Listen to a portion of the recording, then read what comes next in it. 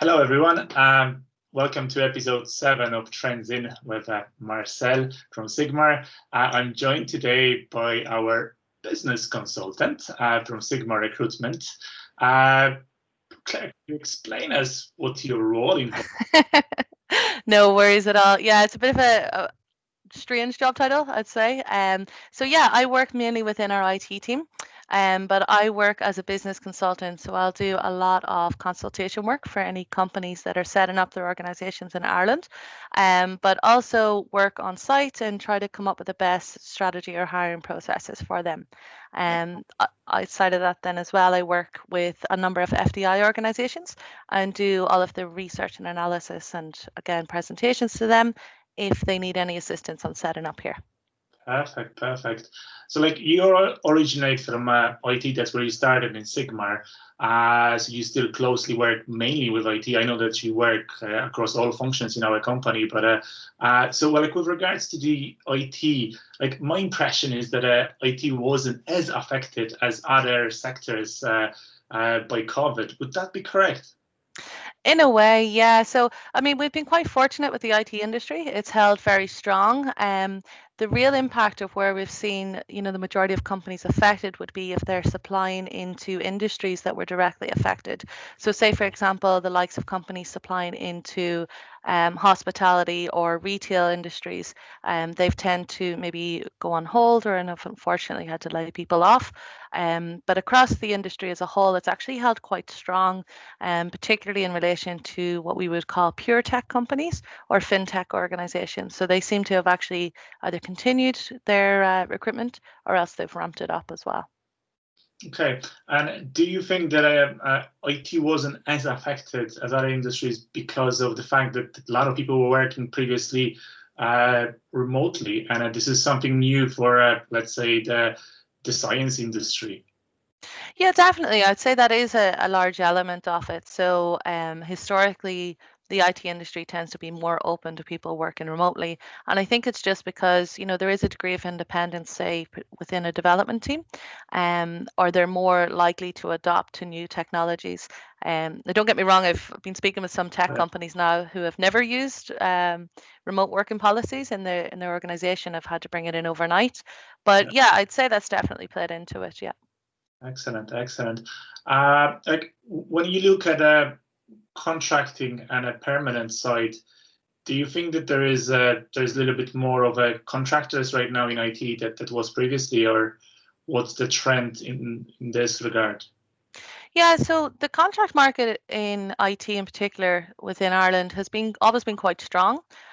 We have seen now in terms of kind of if we call it post-COVID, or coming out of the lockdown elements, I suppose, there has been an increase in contractors, daily rate contractors, as well as temporary contractors. And there's a number of different reasons for this. So it could be to take off, say, that initial pressure that had built up, or else it could be, get somebody in whose experience can hit the ground running until they find someone who is permanently going to fit in with the business. So there's a number of different reasons of why that's increased, but it has increased slightly, yeah. Okay, perfect. So which part of IT is the busiest right now? There's a bit of a mixture. So obviously there's going to be a heavy reliance on the infrastructure. So that's everything obviously that's going through from the stack and rack of the data centers right through to getting people set up remotely, for example. Outside of that, development's always going to hold strong, particularly across, say, Java or even React, Angular JS seems to be going quite well on the front end there. And then maybe the big data and analytics is holding very strong. So yeah, across the board, it seems good. Executive level has actually taken a bit of a ramp up there recently, and there's just maybe some reshuffles internally in companies, but the exec level seems to be holding very strong as well. Okay, very interesting. At the very start, you've mentioned that you are talking with a lot of different businesses.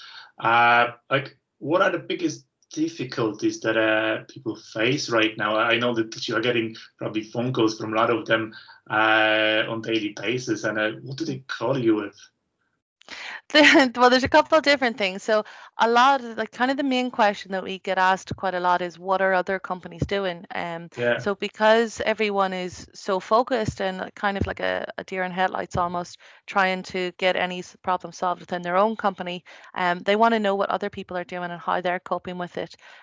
So we're passing on advice that we're getting from other organizations or some Yeah. ideas. One of the strong things that we've done this year actually is we ran our talent summit, which I know you're familiar with, but we Yeah. ran that virtually. And that was actually a way for people to regroup with that entire network. And it meant then that they could ask questions in real time to others, say leaders or influencers within other companies. So that would be the biggest one. Remote working would be another one that we get asked quite a lot.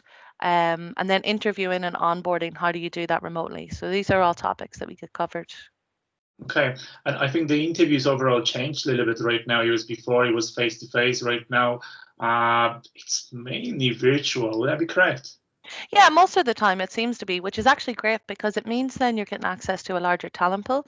So, Yeah, say for example, if we had a role that was primarily based in Galway, for example, yeah, and then we had candidates who were in Sligo who were perfect for the role, but the location didn't suit them.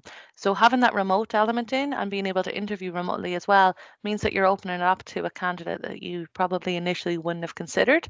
So, it seems to be going quite well. And then we're seeing things like, say, online tech tests coming in. And there's just a bit more flexibility with the processes there.